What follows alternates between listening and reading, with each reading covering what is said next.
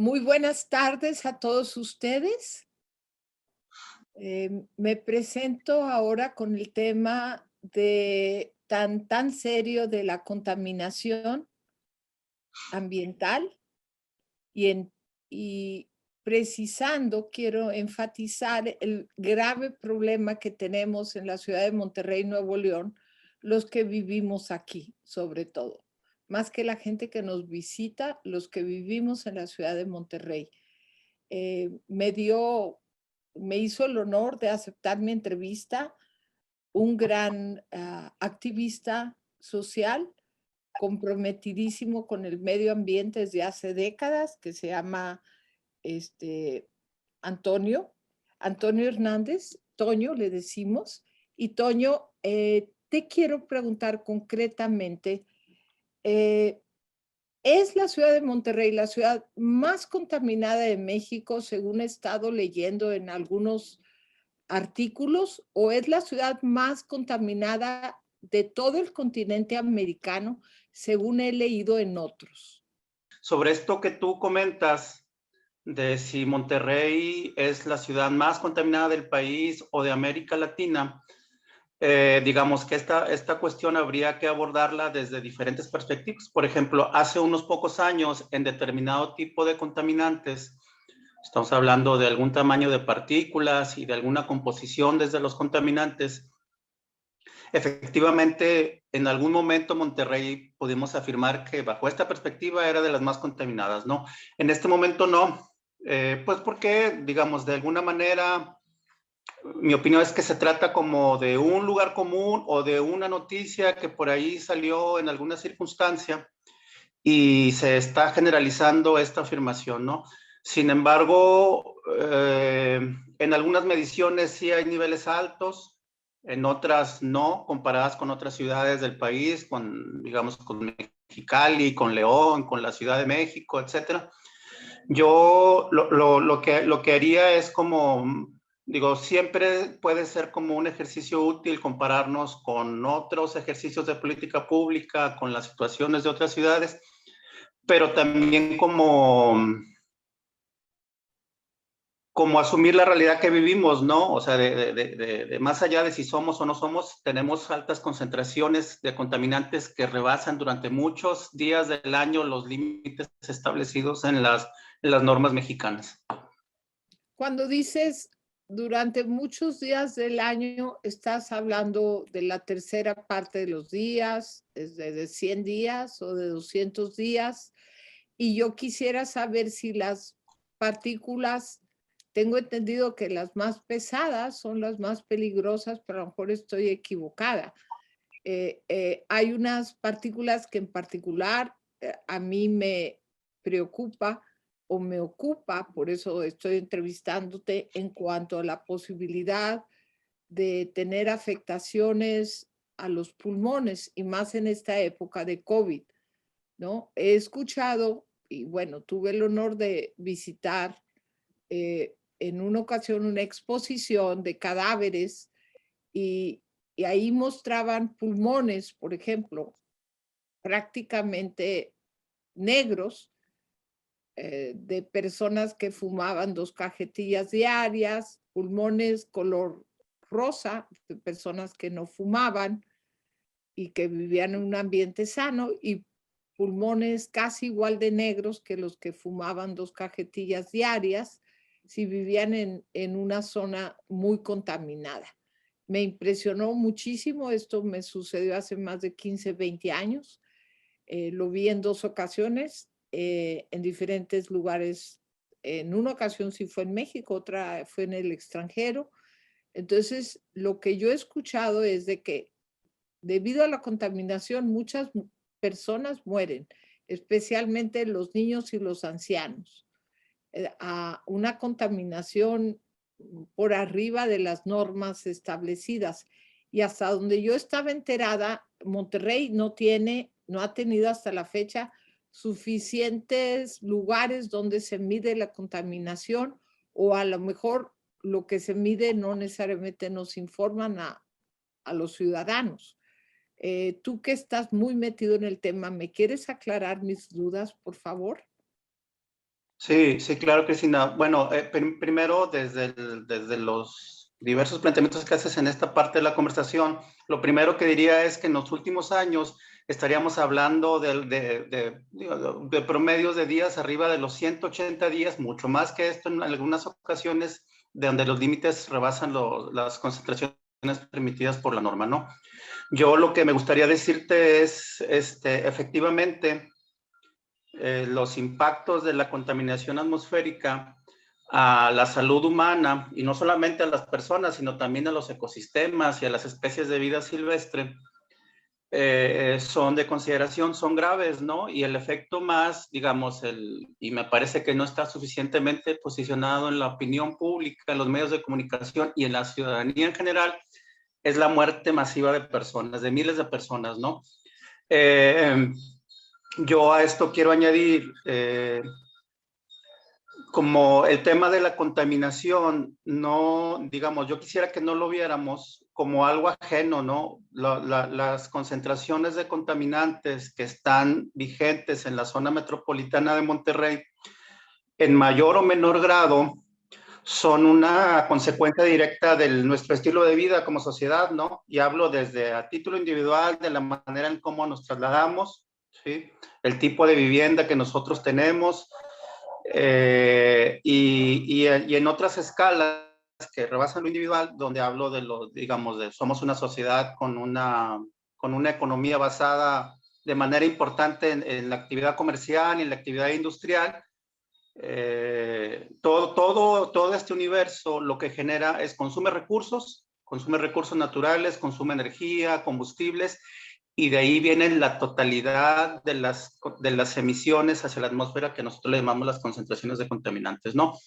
Entonces, todo esto efectivamente, como tú lo señalas, yo diría que ese tendría que ser la principal preocupación, ¿no? A mí me ha tocado estar en la legislatura previa, me tocó trabajar el tema desde la perspectiva legislativa, y nos tocó reunirnos con personal médico del hospital universitario, como para escuchar la perspectiva desde la salud humana.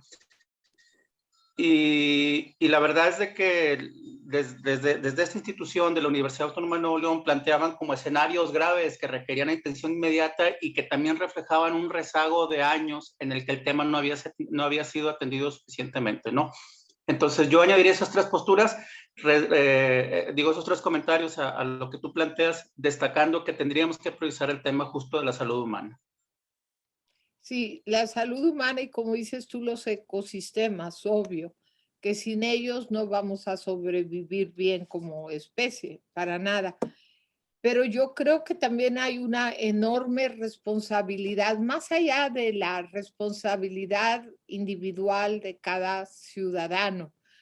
Creo yo que estamos hablando de todo una forma de vida, una forma de vivirse en lo urbano, donde hay un desprecio, un descuido enorme y una falta de conciencia, tanto ciudadana como de los gobernantes, con respecto a los parques, la importancia de los árboles, la importancia de respetar los ríos, los cauces de los ríos. Pues me acuerdo en un momento dado querían hacer un estadio de fútbol encima del río Santa Catarina, ¿no?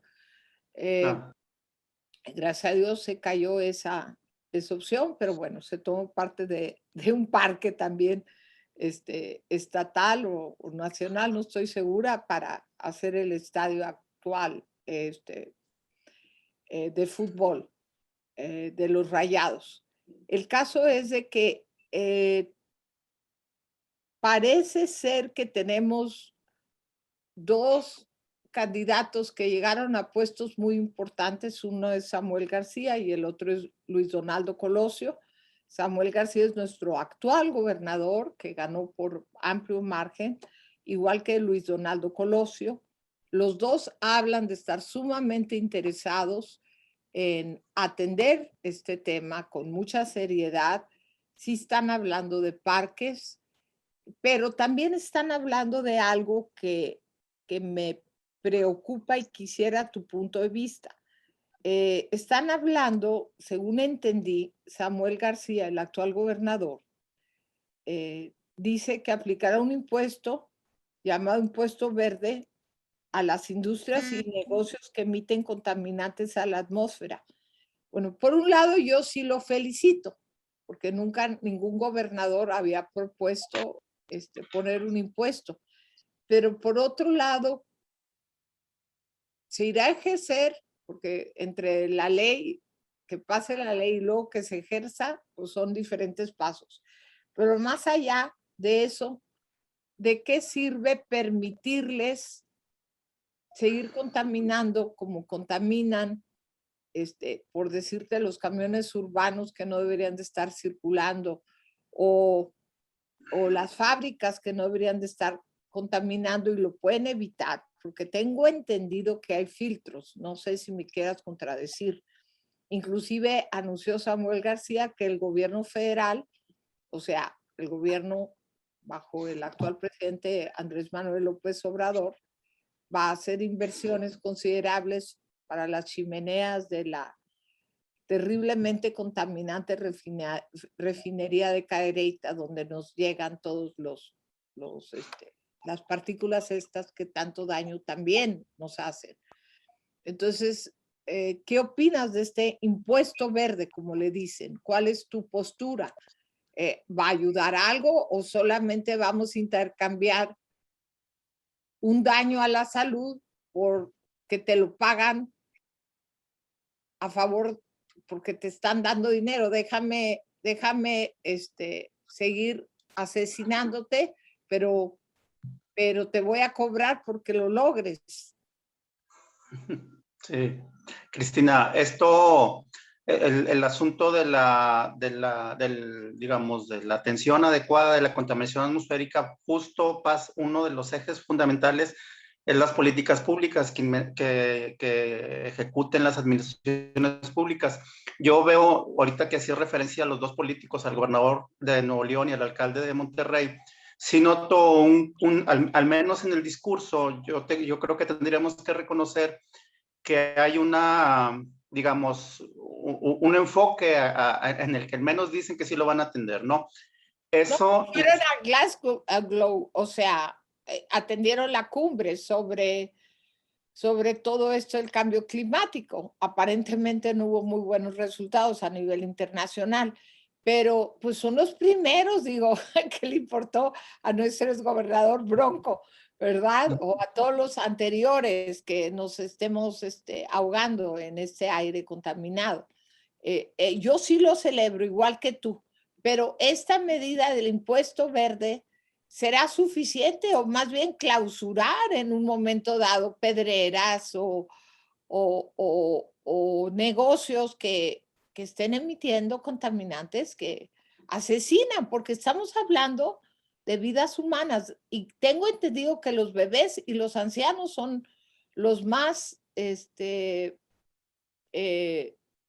las víctimas directas más cercanas a ser afectados de sus pulmones, ¿no es así? Sí, hay población que se determina como la más vulnerable a los efectos de la contaminación atmosférica y entre ellos están las edades que tú refieres, ¿no? Sobre la medida de los impuestos, Cristina, yo creo que hay varios enfoques, ¿no? Uno es el que dices, digamos, el más pesimista y el más adverso para la sociedad aquí en la ciudad, en Monterrey, es justo el que señalas, ¿no? Las administraciones públicas aplican un impuesto a la industria contaminante, que aquí habría que acotar que solamente se lo pueden aplicar a las que son de su jurisdicción, sobre todo las pedreras, alguna industria de la construcción, etcétera. Y ya, ¿no? Entonces pensemos en los ingresos de las pedreras, en donde la más modesta podemos decir que tiene entre 4 o 5 millones de ganancia de pesos libres por un mes. Entonces, con la mano en la cintura van a pagar cualquier tipo de impuesto. No se diga de otras que facturan desde 80 a 100 millones de pesos mensuales libres de impuestos, ¿sí? Entonces, como libres de impuestos, a ver, explícame. O sea, quiero decir, esta es la ganancia después de pagar sueldos, este Ah, ya, recibo, exacto, ¿no? Sí.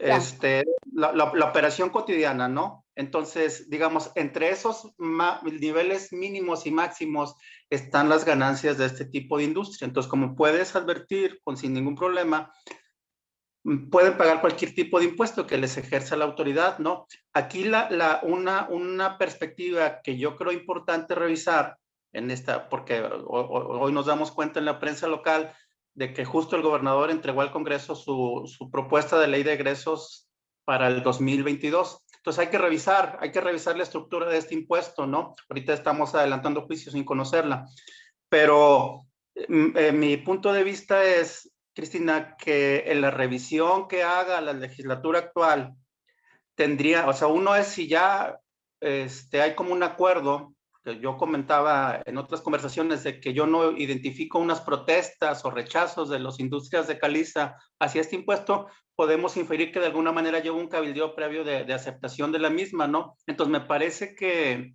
la legislatura actual tendría que hacer una revisión crítica de cómo se plantea este nuevo impuesto y aprobarlo, si es que lo van a aprobar, que lo aprueben etiquetándolo justo para que el cobro de esos impuestos se destine exclusivamente a políticas públicas, a programas, a acciones que atiendan los efectos de la contaminación atmosférica o que la prevengan o que la compensen. Voy a decir algunos ejemplos. Ahorita que tú señalaste que señalaste en la conversación la parte de la salud humana, el único hospital que atiende este impacto es justo el que te hacía referencia, el hospital universitario de la universidad, ¿sí? Pero no tiene recursos suficientes. Entonces pensemos en que estos impuestos, como una manera inmediata y urgente, sean etiquetados justo o a crear un hospital o apoyar económicamente al hospital universitario o al sistema, al sistema estatal de salud que está en todo el estado de los centros de salud y que atiendan exclusivamente los impactos de la contaminación atmosférica, ¿no? O que se destine, pensemos, por ejemplo, yo ahorita, como bien lo dijiste también, el problema no es aislado de la contaminación, es un asunto sistémico y que es muchos ámbitos, ¿no? Entonces yo pensaría, por ejemplo, te voy a hablar de la zona poniente de Monterrey, en el sector de San Bernabé, Topo Chico, Tierra de Libertad, que justo es una zona de pedreras históricas que están abandonadas. Ese sector, Cristina, no tiene áreas verdes y lo peor, no tiene espacios o territorios donde habilitar nuevas áreas verdes, ¿no? Entonces, aquí que veo yo, imaginemos que este impuesto o pensemos o proyectemos que este impuesto sea destinado para la restauración ecológica de las pedreras abandonadas en el Cerro del Topo Chico. Y en la restauración, pensar en una reconversión para que se vuelvan áreas verdes públicas para la ciudadanía del sector, ¿no? Entonces, esa es la parte que yo veo importante, ¿no? Que en la discusión los impuestos sean etiquetados justo para atender los impactos generados por este tipo de actividad. Sí, me parece muy bien y aún así, te soy sincera, insuficiente, porque creo que yo entiendo que no puedes cerrar de la noche a la mañana y menos recién llegado a una gubernatura, aunque haya sido con la mayoría democrática de votos. Tú no puedes llegar y cerrar las industrias contaminantes porque dejas a mucha gente sin empleo, pero sí creo que les puedes dar X número de años también, ¿no? O sea, te doy 1, 2, 3 años y ahorita te cobro altos impuestos y me refiero a altos impuestos porque estás haciendo daño a través de lucrar con una actividad que le hace daño a miles de personas de la zona metropolitana y si no, o sea, se cierra. Y ir pensando a la vez con qué se sustituyen esos trabajos, ¿no? No sé, esto es lo del cambio climático, la contaminación y las medidas de que hacia donde vamos caminando. Toño, ahora que tengo ya una tercera generación, no nomás soy madre, sino abuela, de un bebé que nació este año, en 2021, me aterra pensar en la vida que él puede llegar a enfrentar a sus 30 años, en 1951, imagínate. 2051, perdón. En el 2051, ¿qué tipo de crisis climática va a tener que enfrentar mi nieto, que tiene apenas 10 meses? O sea, eh, eh, yo creo que sí estamos hablando de cosas demasiado graves para que se resuelvan solo con un impuesto. Y me encanta tu idea de etiquetarlo, pero ¿no crees qué han hecho aquellos países y quiénes son los países, cuáles son los países que han avanzado y que han logrado bajar a niveles importantes la contaminación en sus áreas urbanas? ¿Puedes citar alguno? ¿Algún Sí, ejemplo que tengamos a nivel internacional, global? sí, yo te diría tres, Cristina. Uno es el caso de la Ciudad de México, sí, que yo estimo, mis estimaciones son que tienen alrededor, digamos, empezaron con políticas públicas alrededor de hace 25 a 30 años, ¿sí? Ese es uno, que yo, como hablando a nivel país, y otros dos que te diría son, por ejemplo, la zona metropolitana de Los Ángeles y algunas ciudades también en Holanda, ¿sí? Me parece que el gobierno actual está tomando mucho el modelo de gestión de la contaminación atmosférica que se da en Los Ángeles también, ¿no? Y coincido también contigo que esa sería una observación o una crítica que haría al alcalde de Monterrey y al gobernador junto con su secretario de Medio Ambiente, en el que, o sea, no sé, Cristina, luego yo hablo mucho también como del turismo ecológico, turismo ambiental. O sea, el que tengamos nuestras autoridades que hayan ido al extranjero a anunciarnos que van a imponerle un impuesto, los impuestos verdes o los impuestos ecológicos sí pueden formar parte de una política ambiental, pero no tiene que ser la única, ¿sí? Hasta ahorita, veamos el discurso público de los dos niveles de gobierno, ninguno habla de disminuir las emisiones desde las fuentes. Hablan de que van a ser parques públicos, de que les van a cobrar impuestos, eh, de que van a aumentar, por ejemplo, los procesos de multa, ¿sí? Pero en la base está, Cristina, que tendríamos que entrar a un proceso en el cual todos los sectores de la sociedad de Monterrey tendríamos que comprometernos a disminuir las concentraciones de emisiones a la atmósfera, ¿no?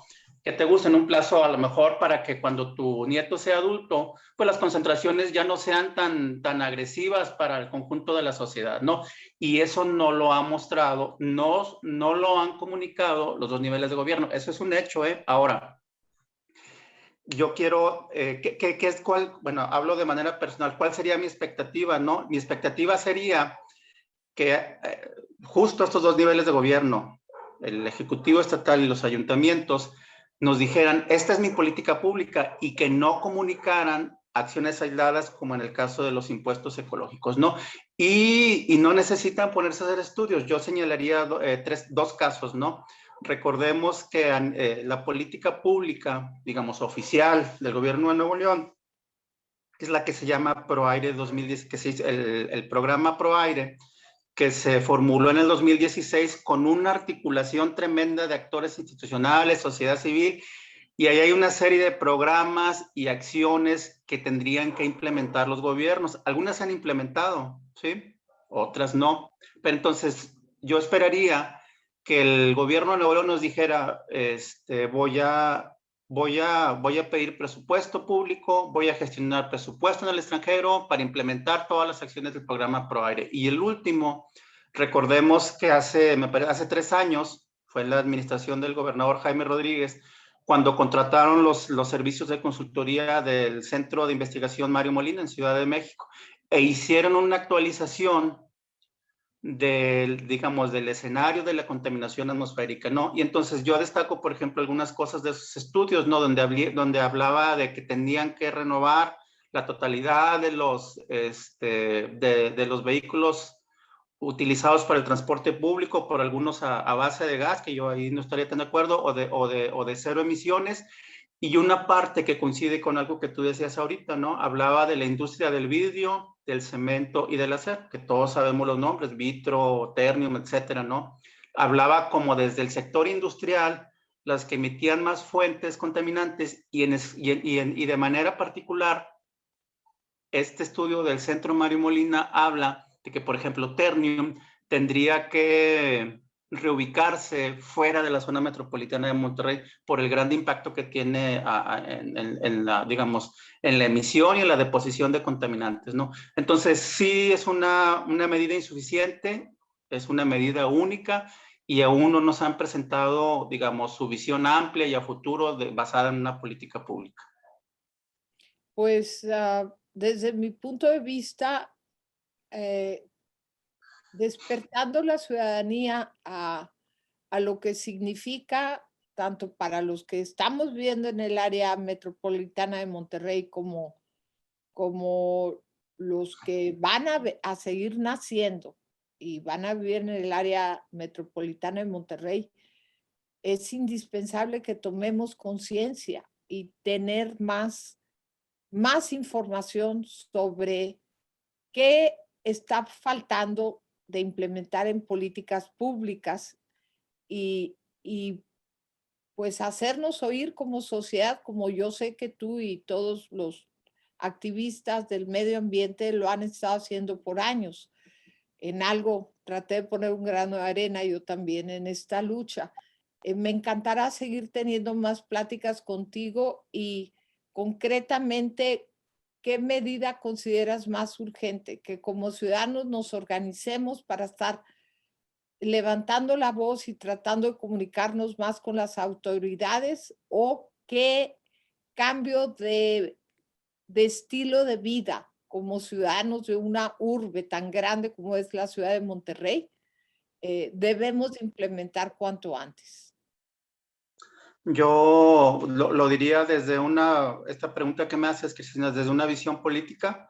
Yo creo que quienes tenemos la posibilidad de informarnos y de exigir cambios a los gobiernos y de manera como colectiva e individual, pues tendríamos que estar al tanto de las actuaciones de los gobiernos locales y también del federal, ¿sí? Porque digamos, desde una visión regulatoria, los tres niveles de gobierno tienen responsabilidad, ¿no? Digamos, hablando desde las organizaciones o de lo que pudiéramos llamar la sociedad civil, me parece que tendríamos que estar abiertos y receptivos a cambiar de manera importante hábitos de vida, ¿sí? Por ejemplo, te decía, tú sabes que yo en algunos días de mis actividades cotidianas me muevo en bicicleta, ¿no? Entonces... Y me parece riesgoso.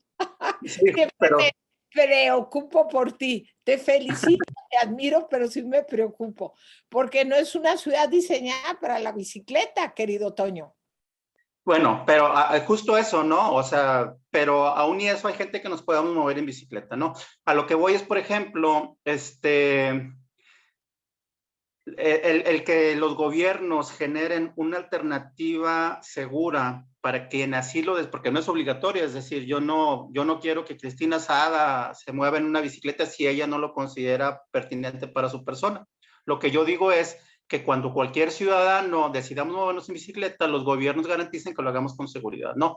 Entonces, históricamente, pues estoy hablando de los 10 años, en San Nicolás, en San Pedro Garza García, sobre todo, que seguramente tú estás al tanto, las reacciones de la ciudadanía han sido en varios niveles de rechazo a que los gobiernos simplemente... Sí, entonces, ¿cómo queremos dejar, por ejemplo, hablando de título personal, va a ser complejo que dejemos el carro particular y nos movamos bajo otras modalidades y como ciudadanía rechazamos, por ejemplo, que nos movamos en bicicleta, ¿no? Ese sería un aspecto como de los cambios que como sociedad me parece que tendríamos que reflexionar y ser receptivos a este tipo de movimientos, ¿no? El otro es como... lo personal recae nuevamente en el transporte público. No es como un círculo vicioso. Las personas no usamos el transporte público por su malísima calidad, ¿no? Entonces, cuando los gobiernos garanticen que el transporte público sea de calidad, de manera progresiva, con toda seguridad, muchas personas vamos a dejar el vehículo particular y nos vamos a mover en transporte público, ¿no? Pero eso también requiere como un cambio de mentalidad donde asociamos el carro con el estatus económico, y viceversa. En lo contrario, asociamos como una cuestión social no aceptable el que yo me voy en un camión de transporte público, ¿no? La manera en la como yo vivo, sí, o sea, por ejemplo, ahorita parte de la conversación, Cristina, se fue hacia las pedreras, ¿no? Otro círculo vicioso. Veamos el que estamos hablando de que los gobiernos están induciendo el crecimiento vertical y densificado. De la manera en la que se está dando ahorita, esas decenas de edificios llenos de departamentos que sí están densificados requieren de los insumos que provienen de las pedreras, ¿no? Entonces, este modelo que nos imponen los gobiernos no va a poder ser sin la existencia de las pedreras que tengo por acá, ¿no? Entonces, la reflexión es profunda, que rebasa muchos ámbitos de lo que podamos ahorita conversar, pero me parece que estos pocos que te digo sí ayudarían para que nosotros entremos a la conversación, a una intervención un poco más directa y decidida en cómo manejamos este problema y los impactos de la contaminación. Pues muchísimas gracias. Yo entiendo que este es un problema que se ha estado gestando por décadas, desde que la ciudad no tiene ningún sistema de transporte público decente como lo tiene en mucho mejor estado la Ciudad de México, no se diga las ciudades de Europa, ¿no? Yo, la mayoría de la gente que conozco en Monterrey sí se mueve en automóvil. Pero no digo que la mayoría de los ciudadanos, sino de mis amistades. Pero si van a Europa, se mueven en metro, ¿no? No se mueven en automóvil, ni pagan cantidades enormes a un taxi o a un Uber. Se mueven en metro y lo hacen con alegría y lo hacen contentos. Acá, pues prácticamente no hay líneas de metro y no se diseñó la ciudad y lograrlo también, supongo que sería un caos, ¿no? En fin, sé que tenemos un problema muy grave, pero pues hay que agarrar el toro por los cuernos y comenzar por donde podamos. Yo sí tengo esperanzas en que mejoren las cosas, pero creo que como activistas, Toño, debemos de estar en comunicación constante pues con las autoridades que fueron elegidas por mayoría. El alcalde de Monterrey, doy un ejemplo, que considero una persona súper proba, muy honesta, muy capaz, y Samuel García, que también promete mucho. Ojalá y logremos estar cerca de ellos, cerca de los diputados que toman tantas decisiones y tratar de hacer conciencia entre la ciudadanía, qué cosas se aprueban, qué cosas no se aprueban, que esta conversación a mí me parece magnífica, te la agradezco muchísimo y pues vamos a tratar de que lo escuchen las autoridades y muchos ciudadanos. Ahí me ayudas, por favor. Sí, Cristina, claro, muchas gracias. A mí siempre también me es muy útil conversar contigo y aprendo bastante. Ay, qué lindo. Muchas gracias y muchas gracias a todos los que escuchen este video y lo quieran compartir. Por nosotros, por nuestros hijos, por nuestros nietos, para quienes los tenemos, o bisnietos, también conozco a mucha gente que tiene el honor de tener bisnietos. Luchemos porque Monterrey sea una ciudad menos contaminada y más limpia, y que conservemos nuestros recursos naturales tan hermosos que tenemos, y que el problema de las pedreras deje de ser, como dices tú, un negociazo, que no han volteado a ver el daño tan grande que le hacen a la ciudadanía. Me dan ganas de no conocer quiénes son los dueños, pero temo que me dicen que hay por ahí muchas pedreras que no pertenecen precisamente a las personas que aparentemente pertenecen y que son subsidiarias de algo así como Cemex. En fin, ojalá y los accionistas de estas empresas también se hagan conscientes de que qué bueno que obtengan grandes ganancias, pero voltear a ver a quienes nuestras acciones hacen daño. Y creo que eso es lo que cuenta finalmente para lo que aportamos, no tanto qué tan cómodo estás y cuánto dinero tienes en el banco, sino qué legado dejas. Y yo te agradezco que seas el activista que eres, Toño. Sé algo de tu vida y te admiro mucho. Gracias por esta entrevista. Muchas gracias a ti también, Cristina, por tus palabras y que estés muy bien. Un honor. Bye. Hasta pronto. Adiós. Bye.